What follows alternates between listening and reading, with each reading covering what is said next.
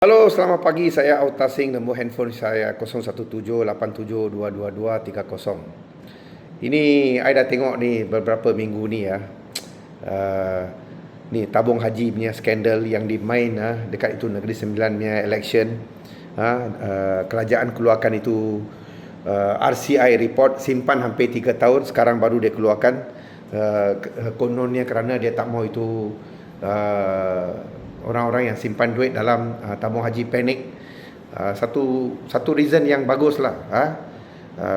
Pandailah ini PMX kita. Anyway, tujuan saya buat video ni kerana saya mau cerita pasal ini Ridwan T dengan Firdaus Wong, dengan Ustaz Mazhar daripada Perlis. Ini 3 orang mangkuk ni.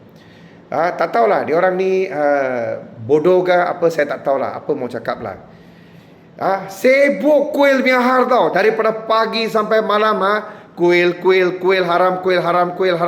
Itu saja dia orang punya gereja. Jadi saya mau bagi sedikit nasihat lah. Kalau lu orang bodoh dengar cakap saya, datang jumpa dengan saya, kita buat debat. You 3 orang duduk satu side, saya satu side. Saya mantan ahli majlis MPSJ, Jawatan Kuasa One Stop Center. Saya ada pengalaman apa itu kuil haram ke, apa itu isu masjid ke apa, semua saya pakar. Saya boleh bagi lu sedikit pendidikan. Kenapa masjid dan surau ada tanah beribu petak, beribu lot di seluruh negara. Kenapa kuil dengan tokong atau gereja atau gurdara atau rumah berhala yang lain tak dapat tanah secara automatik. Saya boleh bagi penjelasan. So jangan cakap macam orang bodoh tau. I tengok orang punya komen semua macam orang bodoh punya komen. Orang yang komen pun bodoh. Tak tahulah orang tak mau faham ke, bikin tak mau faham ke, tak tahulah. Saya dah banyak kali cakap masjid dan surau automatik dapat tanah di bawah Akta Perancang Bandar dan Desa. So dia automatik akan dapat tanah bila ada satu pemilik estate atau pemilik tanah itu beratus ekar ke, ribu ekar ke, dia mau majukan kawasan industri ke, kawasan perumahan ke, apa-apalah. So automatik masjid dengan surau akan dapat tanah kerana itu akta sudah peruntukkan untuk masjid dan surau. Akta ini tidak ada peruntukan untuk rumah ibadat bukan Islam. Itu masalah dia. Ini bodohnya ini 3 orang ni. Saya sudah banyak kali cakap, saya sudah cabar.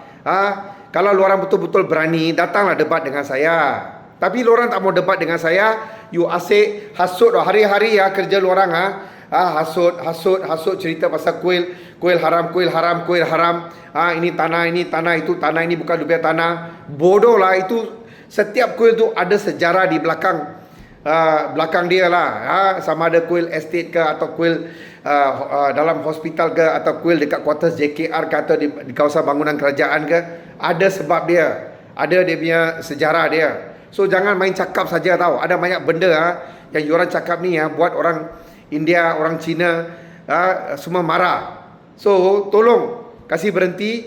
I dah bagi nombor handphone. Kalau lu orang bodoh, tolong call saya boleh pandaikan lu orang. Berhenti main ini. Gunakan lu orang punya tenaga dan energi pergi bina, cari dana bina itu masjid dan surau. Beribu tapak di seluruh negara masih kosong penuh dengan semak dan hutan. Cari duit pergi bina lah. Bina itu tapak-tapak yang sudah digesekkan untuk masjid dan surau. Pergi bina. Daripada sibuk lain orang punya agama punya rumah berhala buat apa.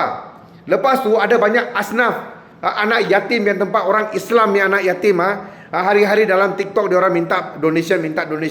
Tak ada tak ada duit untuk bagi makan. Pergi tolong dia orang lah. Buat apa lu sibuk ni kuil punya hal? Bodoh tau.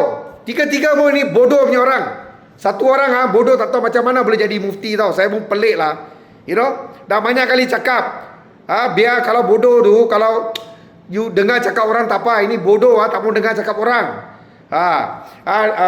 Duit jabatan agama negeri itu disakau, duit zakat disakau, sekarang duit tabung haji disakau. Siapa sakau pergi tangkap lah. Lagi satu saya mau cakap, Kenapa selalu dalam bila melibatkan benda-benda macam ni, diorang akan keluar lu jangan campur kita punya hal. Lu jangan campur kita punya hal. Kita punya orang Melayu punya, orang Islam punya hal. Dan kenapa you orang campur lain orang punya hal, lain agama punya hal? Maya pandai lu orang komen. Kalau you tak suka orang komen you punya masjid atau surau atau tabung haji atau zakat punya hal, then you don't comment about other people lah, agama lain lah, bangsa lain lah. Ada faham kah? Okey, sekian, terima kasih. Nombor sudah bagi, saya cabar. Kalau berani, datang debat dengan saya.